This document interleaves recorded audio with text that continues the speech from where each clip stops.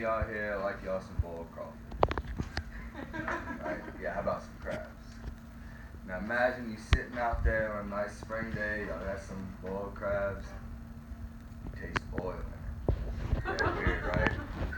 Well, in April 2010, about 80 miles southwest of New Orleans in the Gulf, BP, one of their oil rigs, blew up and spilled something like 5 million barrels of oil into the Gulf. Well, obviously that wasn't very good for the fish and stuff. So the health agencies and stuff closed fishing down, and nobody could catch their crabs or shrimp or oysters and none of that because it was all polluted with oil. Well, today I'm going to talk to y'all about why BP should have to pay the commercial fishermen more money because they couldn't make money that year, and even some years after that. So I'm going to start off by telling y'all a story about a guy I work with, and I still work with him. He's a commercial fisherman, and he lost a lot of money that year. I'm going to talk about why, even though they've already paid a lot of money, they should still have to pay more. And I'm going to talk about why it would help Louisiana's economy for them to pay the fishermen a little bit more money. So first off, I worked as a deckhand down in Grand Isle on a charter boat, and the guy I worked for, he was a commercial fisherman at the time, and he still is, and it was a pretty unfortunate timing for him when that happened because he had just gone through a divorce, and he counts on fishing for all of his income. That's the only way he makes money. So he'd just gone through a divorce, he had to pay all the settlements from that, and his wife took his boat. Please don't take y'all's husband's boats if y'all are divorced. Take anything but the boats. So he had to buy another boat, so he was in debt from that. He had all of the notes to pay on that, and he normally makes about 80 grand a year, roughly. Just depends on how much he catches, what the prices are, stuff like that. Well, they only gave him about 40% of what his annual income would be.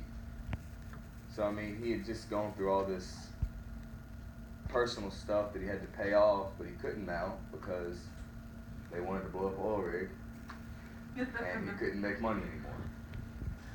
So now that I told y'all that little story, I'm going to talk about why they should, even though they've already paid a lot. They've paid like billions of dollars to all kinds of different people as restitution for this. So actually, just like 2 weeks ago, Louisiana CCA and BP came to an agreement that BP would pay $10 million to restore the #1 brown pelican nesting island in Louisiana, which that don't make very much sense to me because, number one, the oil spill didn't have anything to do with that nesting ground disappearing. And I think that they should pay the people the $10 million instead of some birds. I mean, that's a kind of harsh way to put it, but it seems like they didn't have anything to do with that island disappearing, so they shouldn't pay for that. They should pay for the people they actually did impact. So I mentioned economy whenever I first started, which that might be a little confusing because how would putting money in people's pockets help the economy as a whole? Well, about 4 months after the oil spill, oyster fishermen couldn't catch their oysters because there was still oil in the water and all that, and they were polluted. So that was fine.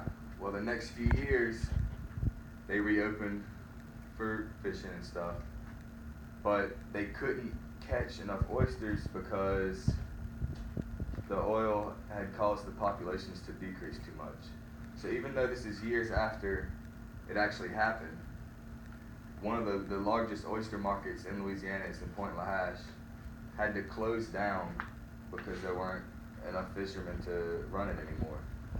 So if BP were to pay either the oyster fishermen to keep doing what they do or pay to increase the populations of oysters, then that market could have stayed open. And as y'all know, seafood is one of, probably other than oil, is Louisiana's largest industry. So keeping that market open would have helped boost the economy a little bit better, which our economy is very great, but that's a different topic. So in conclusion, Well, not in conclusion yet. Okay. I tricked y'all.